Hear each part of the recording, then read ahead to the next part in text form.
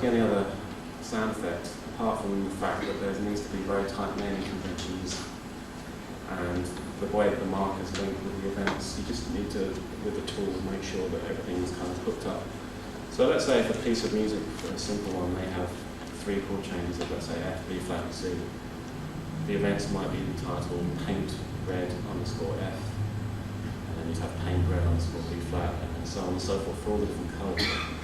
And we use Fmod Designer to maximize variation, like the standard kind of thing you do with sound effects, whether it be explosions or footsteps or whatever, whereby we use the shuffle functionality or random no repeat, whatever it is, so that when you paint a building, you'll hear a colour riff, but the whole point of everything that we're doing is trying to kind of avoid repetition. So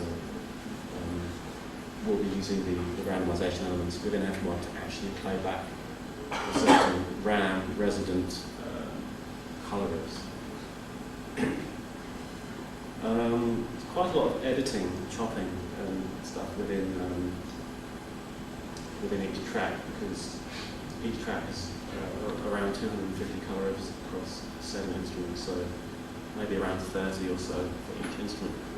I should make it clear that the way the colour riffs originally get recorded are by the musicians, let's say the saxophone player will be hearing the track underneath and then laying down the musical phrases which will eventually be colour riffs on top of the recording in a standard fashion, as if they were doing solo, but instead of being a long solo, it's more short phrases, and I was trying to kind of get everyone to keep things kind of short and succinct, because all this stuff has got to fit in around. And once they're recorded in a linear fashion, I then have to go in and chop everything up into short samples and arrange them in the right banks and make sure that they're all rendered from the beat so that they all play in time. Kind of painstaking work, but the end result sort of holds together and it does just about stay in time when you're mixing the stringed elements and the RAM-based elements of the music. So what we have here is that the player is not only painting and visually changing the environment that he finds himself in, but he's actually changing the soundscape drastically as well by altering what instruments get played depending on what colour the player currently is. So he's sort of like a conductor or a DJ. He's got a control over the audio element as well, just as much as the visual. And that does have a fairly profound effect on gameplay in that, you know, if you're liking a certain instrument, maybe you'll hear a bit more of a jam out kind of thing on that particular vibe, then that might even might even dictate what colour you want to be, especially in free paint mode when you're just rolling around.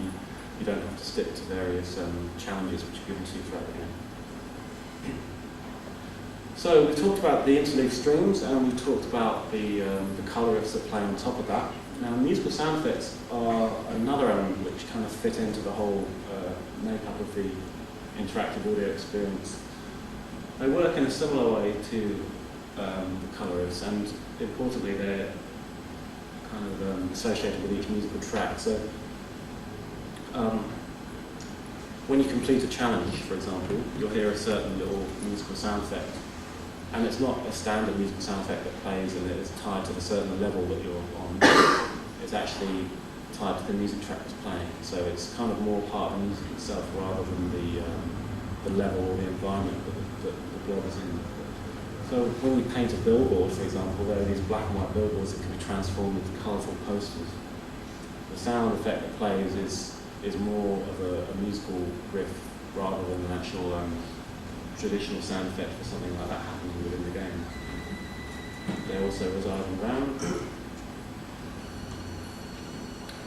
What we're ending up here with the kind of notion of the sound that you're hearing, is it a music cue or is it a sound effect? It's musical in that it's kind of tied to the actual track, but in a traditional notion in a game, it's a sound effect kind of feedback response. And at the end of the day, it doesn't matter. Right? I mean, the whole point about this thing is I think it's a good thing in games to blur this distinction between music and sound. It doesn't really matter if it's a musical sound effect. If it works, it's fine. It's like the games you might come across whereby there's an ambience and you're not quite sure if it's the background music or if it's just the environment that you're in. I think with games it's very important to try and embrace this kind of blurring of boundaries in that regard. Some musical sound effects are tied to the tempo, some are not. What that means is that some of them have got like a sort of arpeggiated feel to them, which means that they must be played back on the beat, otherwise they'll sound out of time.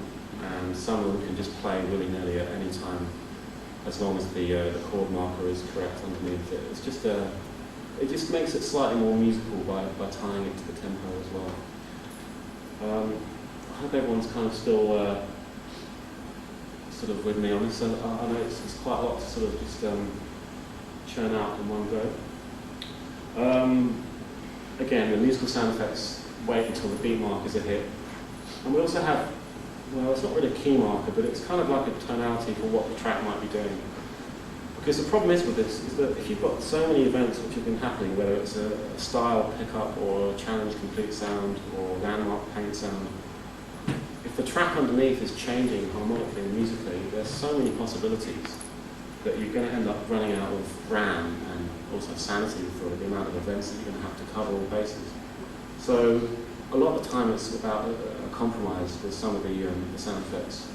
When you paint a landmark, for instance, there isn't a landmark paint sound for every single chord in the musical track because there just isn't enough RAM. So sometimes you just have to wing it a little bit and say, well, we're in the neighbourhood of C major or whatever that'll do, you know. And then a lot of the time you just got to just kind of hope. And there are times in the game where something might play and you think, oh, actually that's a little bit off, but the majority of the time the system works, so it's not quite so much an issue. So after that little spiel, I think it's time to maybe have a little look at what I've been talking about, and if anyone's got any questions, yell out. There'll be another chance for questions a little bit later, but let's have a little look at the game.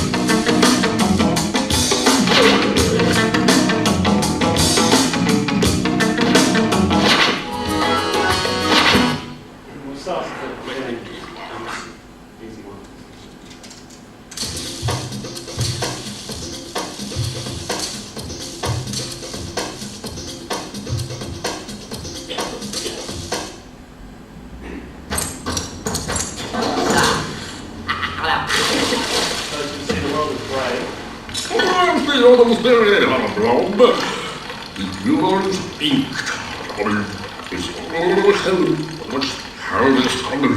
The most placed black ink, you must almost be Blob. Some sort of Blob.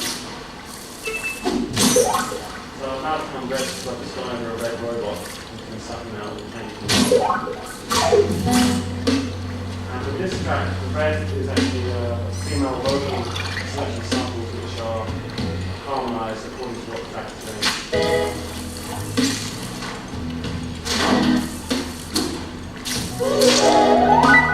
How's an example of musical sound effects?